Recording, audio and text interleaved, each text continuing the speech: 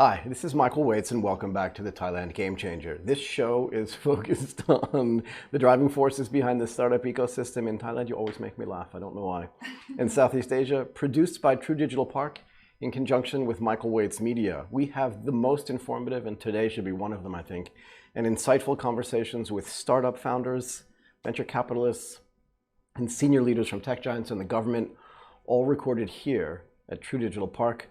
Today, I'm joined by Chanikarn Wongviriyawong, the CEO at Eatlab and a promoted assistant professor in complex systems modeling at KMUTT. Mint, how are you doing today? I'm doing great. Thank you, Michael, for having me. I'm so happy you're here. Look, you and I have done this before in a different context, and it was in July of 2019. I can't believe it's that long. I can't believe it was that long either. But I just felt like I was in this... Like a few weeks ago. Yeah. A few weeks ago. Whoa. Well, congratulations on being promoted, by the way. A lot's happened, I think, to both of us in the interim, and thank you so much for coming back. Thank you. Why don't we refresh our listeners' memories on who you are and what you do, a bit of your background, and what you are passionate about. Right. So I started a company called Eatlab, and it's really focused on making AI an engine to drive towards happiness. And let me explain a little bit by what I mean by that. Go for it. It's like AI is an atomic bomb, an analogous to an atomic bomb. It feels like it. Yeah, so it could be used for good or bad. Right.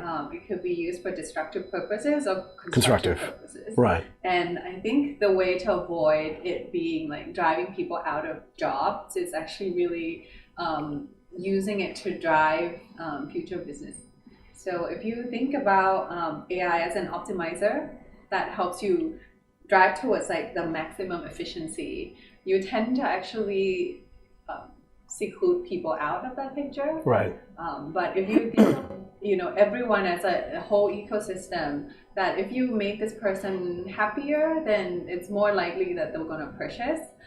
That's like another way of looking at it. So then we focus on building an AI engine that detects human happiness, and then we start from restaurateurs.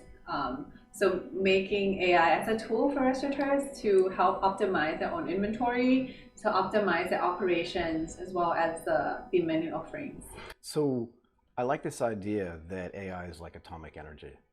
It can be used for good or for bad. And in a lot of cases, people do worry about artificial intelligence and machine learning putting people out of work. And one of the contentions that I have is that actually it'll just superpower people to be better. In the same way that, and you tell me where you think I'm wrong, but in the same way that electricity didn't lower the population of the world, it increased it dramatically because it gave people more free time. Right. It created actually the concept of leisure. Before, there weren't as many tennis clubs or golf clubs because people didn't have time to do things. They were too busy scrubbing dishes. Right. So can you just go through this concept of how AI is actually going to work inside of a restaurant, and then maybe some other applications? I have my own ideas, but I'm curious. Yeah. Thank you so much. I mean, we share that same philosophy that changes doesn't always mean it's bad. And particularly when disruption in technology really empowers the mass instead of a few individuals. Exactly. That's when tools actually get creatively used for humanity. Right, I love it. And that's what differs between like atomic bomb, which was only in the hands of few people, right, versus electricity, which was actually democratized. Exactly. Right. So, there are movements like OpenAI and things like that, but I won't talk about it. You can. Anyhow, so Eatlab, we build AI cameras that help digitize customer experiences. So for example, you sit there for too long, you wave your hand, and then the waiter and waitress won't come to you. Right. So those things will be detected.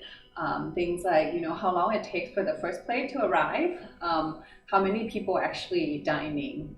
So those are some information that restaurants sometimes don't have an accurate measurement of. How could they know, right? Yeah. So we do it in a mass scale. So we install cameras and it automatically detects these information every minute. So what's getting written in the background? There must be some sort of fundamental infrastructure in the background that actually analyzes all of this data. Like I think, look at how far you and I are sitting apart. There's some optimal distance for people that you don't know to be sitting away from you. And you can kind of tell, I guess, if somebody's fidgeting a little bit, that the person they don't know is maybe too close to them. Are you detecting that type of stuff as well?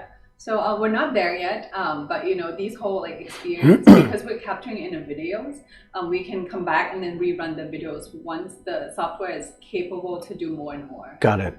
So, but initially we try to map it to standard operating procedures of restaurants, Okay. so they understand how to control quality of services across different branches. Got it. And what is it like when you go into a restaurant and say, we want to either install new cameras or use the cameras you already have installed, do some artificial intelligence detection, and then try to sell this as a concept to them with the idea that this is actually going to make you more efficient, more profitable, and make your customers happier, which is going to spin in that virtuous circle loop, right?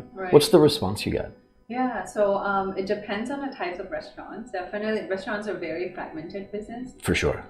But those who are interested in these types of technology, especially with the cameras doing detection, instead of like relying solely on managers, it's actually a restaurant chain that's potentially like above 5 outlets. Okay.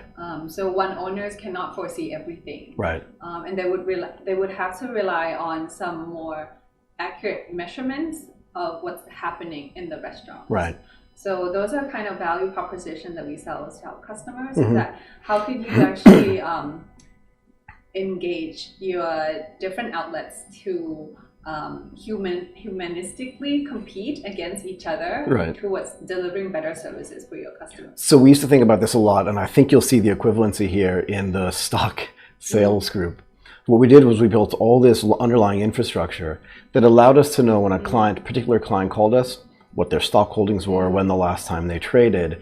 And again, this is why I have this feeling that if you use technology for good, you can superpower a salesperson or a waitress or a waiter or a store manager by using AI in a way that's positive, right? You don't want to be dystopian and have everybody's face recognition and use it to follow them home. But if you walk into a restaurant where you go all the time and there's a new waiter or waitress, and they just say, would you like the same wine you had last time? It's so powerful. Yeah, a lot of actually, I know specifically some like people in hospitality that focuses on like remembering what your customers had ordered last time. Right. And that's something that's, kind of brings people back. So Mandarin Oriental is like particularly focused on that. So glad you said that. They remember their customers. And but the problem is like with human, there's a limited capacity to memorize and actually recall those memories. So computers can actually help enhance that ability. I want to go through this with you for a second. My first trip to Thailand in 1998 was over New Year's, and I stayed at the Mandarin Oriental. Okay. I did, and I stayed there for 15 years before I moved here. Every time I came here, I would stay there. And I was dumbfounded by how they remembered me. I was just amazed by it. Like I always said, it was the best 5-star hotel in the world. But for some reason, they could always remember me, even though I was only there once a year. And then one day, I walked down, because they have a butler on every floor. And then one day I walked down to the end of the floor. I always stayed on the 12th floor. I don't know why, but that's where they always put me. Almost always in the same room. And I walked down and I was looking for the butler, and there was a picture of my passport. Oh, yeah. With my name and my family's names there. But they at least had a system. Right. And it was super powerful for my loyalty, because I never stayed anywhere else. That's really their main, that's their selling point, right? Pay attention to each individual. And make you feel like, this is your home. So wherever you travel to, if there's a Mandarin Oriental, you just stay there. Yeah, it was. They got me. Really strong brand. So a little bit off topic, but you also know there was a guy there who could put his hand into the elevator and pick your floor without looking at it. Oh, I didn't know that. They did everything there. Sorry, it was kind of amazing. Cool. So has Eatlab, I'm serious, so they did do that. Has Eatlab changed over time from the original idea to what it is today? Yeah, very much. Tell me. And I think I learned, along the way. For sure. And a lot of the times, like business evolve as I'm expanding my capacity as a person. Right. But I'll speak from the business side. So originally we were focused on building happiness detection tools for FMCG, like fast moving consumer goods, like producer, like those who make ready to eat and ready to drink. Right. But then we found a business in there in Thailand, and then we pivot to restaurant. So the step that makes us pivot is the twofold. One is that the running out of cash. a common problem. Yeah. So there's a really strong sense of urgency to actually figure something out, right? Yeah, it's like you didn't get something right, so you probably need to figure something out right now. And the second one was that We were so lucky that we opened our own restaurant. I was going to say, you opened your own restaurant, right? Yeah. So how did that impact everything? And then as like, you know, we weren't making money on like the one that was supposed to, like the business unit that was supposed to, then, you know, we just started thinking like, what kind of things can we do with this restaurant? Because it's making money every day. And then we built tools and made optimization tools. We adjusted pricing, we tweak things, we try different promotions using computers to generate all these suggestions. Interesting. And then we triple our revenue in 5 months. So something you were doing was working. Yes, and then our cash flow was 10x within that period. So we managed our inventory better. Right. We also bring in more money and more customers and higher frequency, increasing average check. So we thought like, you know, maybe this is something that other restaurants might want to find out. Makes a certain amount of sense, but right? I know that they won't be able to follow because we constantly update. We have digital menu. And we could just run algorithms to populate pricing lists and adjust it on the fly. Wow. But not all the restaurants Can have do that. Yeah. Maybe not a whole lot. Right. But you know, so then we think about like what types of solutions can we deliver to these standard restaurants. Right. And then we start with chain restaurants. And then kind of we gained like pretty significant traction. Within 5 months, we reached profitability. Did you really? Yeah. So in February, we almost like had to shut down the company in October. Then we launched our product. I got first 5 customers, and then it went to like 40, went to like 100, went to like 500, and then like 2,000. That's all this year? Yeah. That's all since October? Yeah. So we did that, and we grew to that extent. And then like COVID hit, and then turns out the majority of our clients had to close their outlets. So about 80% of them. So our revenue dropped down to 20% For sure. or what it was before. And then we're kind of rebuilding up again. But the lesson learned in between that was that instead of actually building solutions for chain restaurants, now we're actually trying to crack the minimal product that would be cheap enough and scalable enough for all restaurants. So even for a single proprietor restaurant? Yeah. Well, not for a single proprietor, but one location. Standalone. Yeah. Right. Yeah. So we're currently running tests with some of our selected partners to try out these solutions. So initial results are good. Do they freak out when it works? Do you know, because they can't do maybe the constant iterations that you're doing. You own the restaurant, you own the technology, you can do a lot of sort of subtle and nuanced tweaking. But when they start to see like average check size increase, or even their reputational scoring goes up, are they starting to freak out like, wow, this is really amazing? Yeah, they were happy, yeah. So one client actually had 20% increase in sales. That's a lot. Within one month. 1 month? Yeah. So they were like, okay, I'll keep using it. That was like return on investment in 1 month. Easily though, right? Yeah. But what do you think the impact is from COVID overall, in the sense that the restauranting is kind of never going to be the same? I mean, I remember having conversations with my friends in April, May, June, when things started opening up and just going, I'm not going out to dinner yet. Yeah. Maybe it was a little bit of fear mongering. I don't know what it was. But even now when I go into a restaurant, I look around at the people around me and just be like, maybe it's time to leave. Like, what do you think changes over time? I think the whole like dining out experience is more than just like filling your empty stomach. Right. So for sure. It's like a whole of new business are being created around like the constructing experiences. Right. And I think that is what it's being accelerated towards. In terms of like, fulfilling our needs to not be hungry, I think there are tools like Grab, plenty of other delivery, ways, and all kinds of stuff. So really makes things kind of, instead of combine, it used to be the whole bundle of like food as in like an opportunity to socialize, right, an experience, right, and like fulfilling your hunger, right. But now you can actually pick and choose depending on how much value you give to something. Yeah, I mean, I would say that most of the time that I went out to dinner wasn't necessarily just for the food. I liked to be in a social situation, even if I were alone. It just felt good to be surrounded by people. And now I feel like, I wonder what that's going to be like going forward. It doesn't end on December 31st, 2020, right? Yeah. But is there a way to use some of the tools that you've built to kind of accelerate that transformation and that experiential dining? Yeah, I mean, I've never really thought too deep about it, but it's actually, we're riding on that trend as well.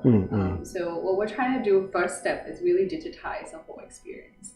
But, without collecting those data, then understanding how you're curating experience would be difficult. So that will be our next step. Right. Yeah, so we built tools that help collect, like numerically about your experiences. So I cannot get away from this data gathering and this data analysis, kind of like we talked about last time.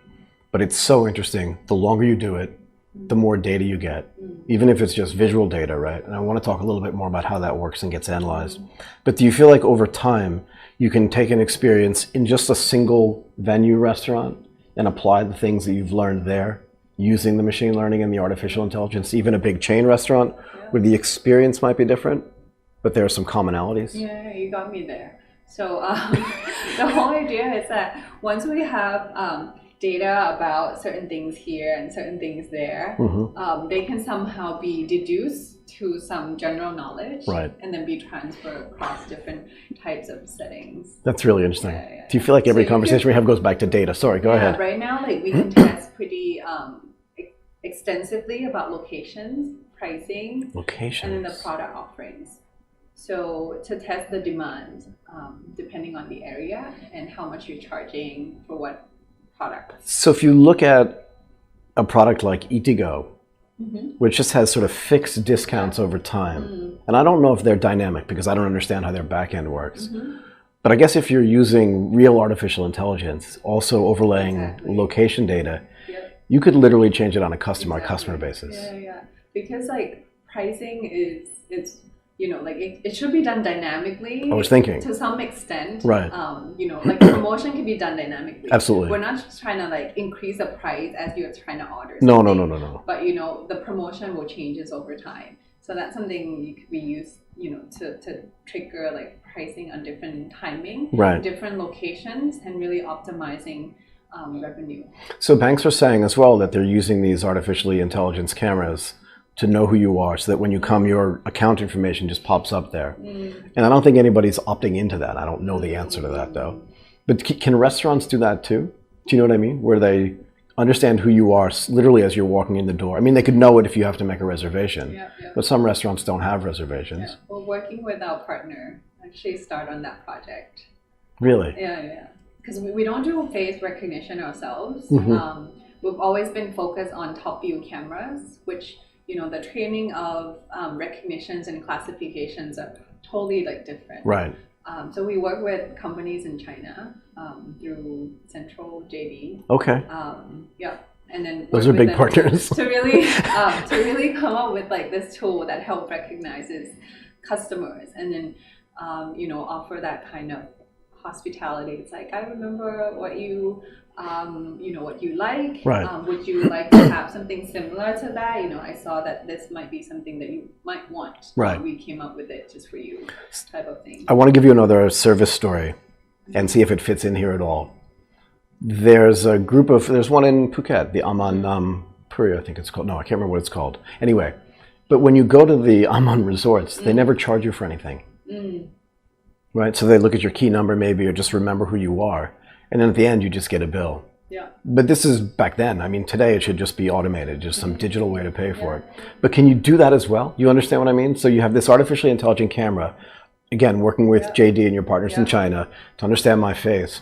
I walk in, I eat, and I leave. And it feels like it's free. That's really amazing to me. And maybe you can make some money through dining in certain spaces, because your data is coming back to improve restaurant businesses. Yeah. And that comes back as some of the, some coins for you. For sure. I mean, I think there's a way to... So I wanted to talk in more general terms about digital transformation in F&B, but I think we've touched on that. Are there other places you think, like in retail outlets where people shop for clothes? For just regular stores where people buy regular things, drugstores, 7-Eleven, where that optimization can also be done using these types of tools? Yeah, so there are quite a few, more than a few, in fact, startups that work on store optimization for retail.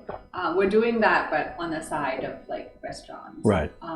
So yeah, there are several companies. They put cameras to digitize like like what are the touch points of customers, Right. and like trying to imitate the whole like Amazon Go Right. type of experience. Right. So that's definitely it's on the rise, and definitely retail is probably the first adopter for this type of AI machine learning Right. applications. Again, just one of my theories about retail. Everyone says that online retail is going to destroy offline retail. And my feeling on this is that that's not going to happen. And I think part of the reason why, and I know someone who's working on this on the technology side, but part of the reason why is shopping like dining out is very social.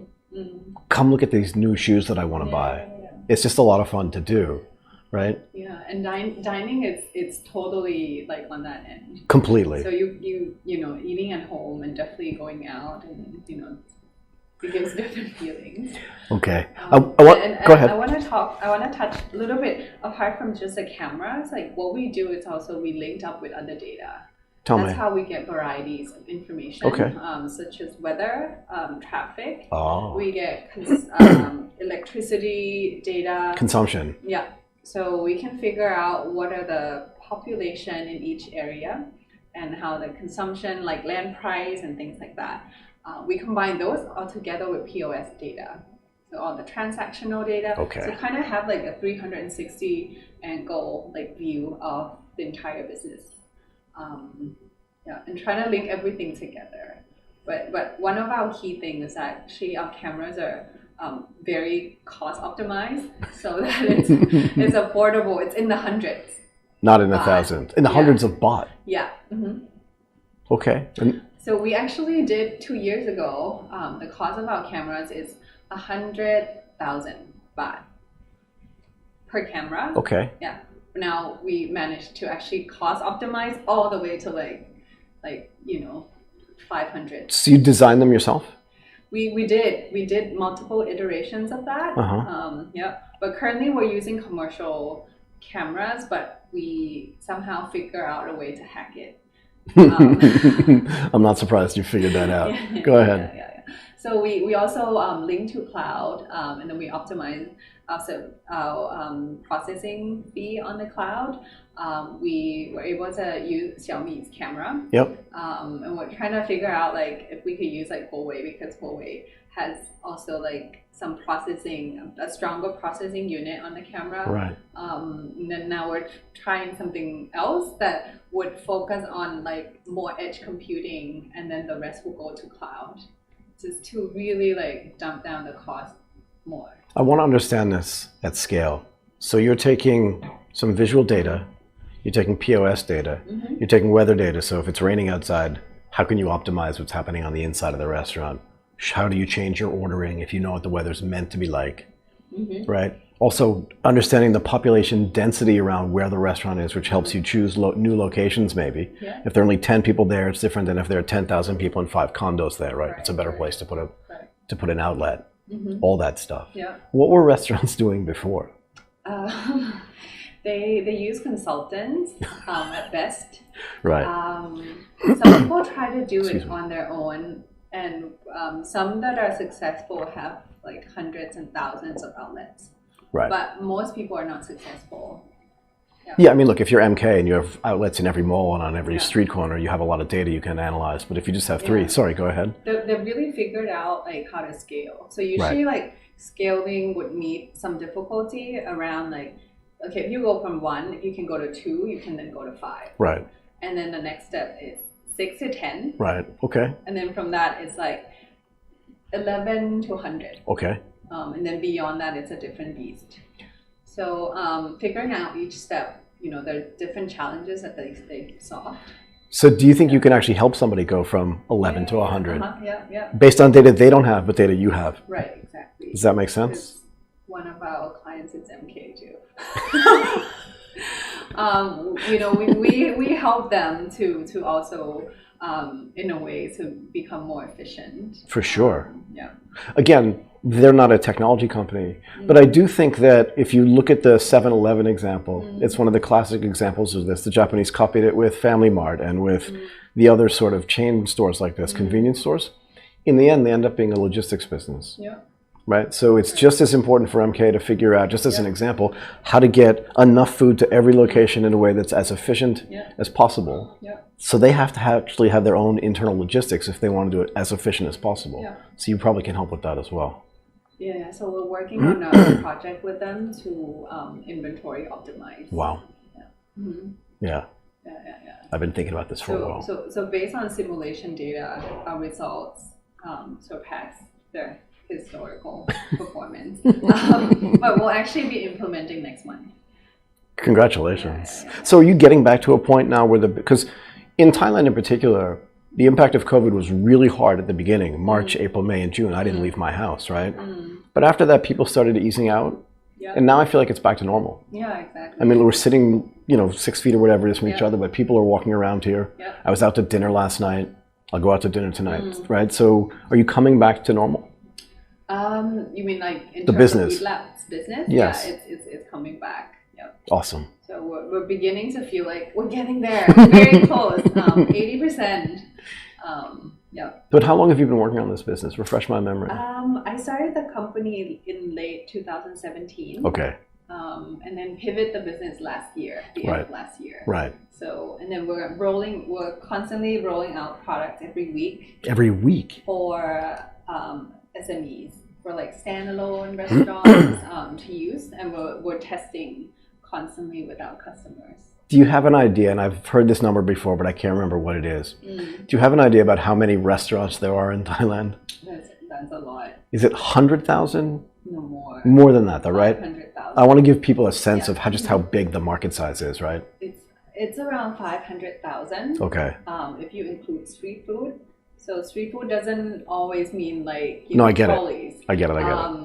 Jefai, it's also street food. Right. Like that Michelin star. Yep, restaurant can also be street food. So as long as, I guess, they're kind of like not registered business unit, there's a whole lot of those. There's like 300,000 or so. Wow. Yeah. Okay.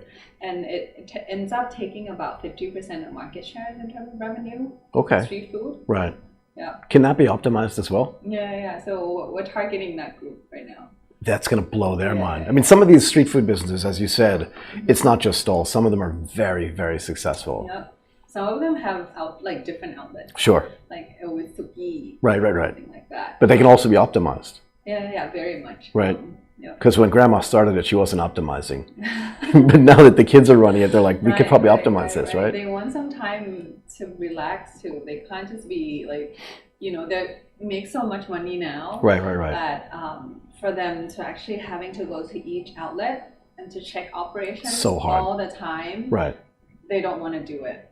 No, there should be some technological connectivity between all of those outlets, right? Yeah. Just like McDonald's has. Yeah. Right. That's what we're working with them on. Can we talk in more general terms about the startup ecosystem? Yeah. And maybe you've been at this now for 3 years. What have been some of the biggest challenges besides obviously the funding and the COVID stuff that you've seen as you've been trying to build and run this startup? I'm always like too positive. Shocking. I think the ecosystem is what we create. Right. I mean, if we compare that to Singapore, which I am somewhat familiar with, go ahead. Because we got into a government accelerator program in Singapore. Which one? Singapore Tourism Board. Got it. Okay. Accelerator. Okay. And we know how much support the government gives. It's amazing. To startups, to spin-offs, to universities, and it's like capital injection to everything that are linked together. Right. So it's not just like to a certain organization. Nope. But it's all planned that once you have, they probably planned it since 10 years ago. That, data science is going to be so popular that there's not going to be enough manpower to accommodate the demand. Right. So they started, these different series of programs in different universities that brings professors from abroad to teach. And then now they're running on their own to produce like data scientists, like good quality ones. Right. Whereas Thailand, we're just kind of catching up with what we know it's happening at the moment. Right. I don't think that's something that can be really big. Like Singapore is really exceptional in planning. probably the best thing we could do is copy them. You know, it's like it's really difficult to really plan like all the ministry together for like 20 years plan ahead. But you know, like capital, human resources, infrastructure, everything is all tied together. Right. Yeah. Yeah, I was going to say, like, I've been talking to people in Bangladesh about the tech ecosystem there as well. And the government has made a concerted effort. Like you said, it's not just setting up a VC fund to invest in startup companies, which is a nice to have, but it's literally investing money in every single part of that ecosystem, whether it's in the education of data scientists or engineers, whether it's giving grants to people who may not be able to afford it, because startups are generally run, particularly in this region, by people that are already wealthy because they can afford to take the risk. Whereas poor people with great ideas can't take that risk. But they're trying to invest across the whole ecosystem so that there's actually something there. And when they see the gaps, they try to fill those gaps as well. Now, there's good and bad. And I'm curious about your opinion on this, and then I'll let you go. But you can also put too much leverage into the system. And so one of the things that happened in Singapore, because they got really bulled up by startups, was they were giving too much money away, right? So through the NRF programs, if a VC invested in a company, they would put 5 times as much money in. So a lot of companies got funded that shouldn't have been funded, and a lot of the companies that did get funded had too much money. Right? So there's got to be some kind of balance between what's happening in Thailand and what's happening in Singapore. Does that make sense? I could see, you know, goods and bad from both sides. So in Singapore, because it's so small as a country, and if you don't travel outside of that little island bubble, you don't. I don't know if the problem statement that you have is really a valid one. It's not.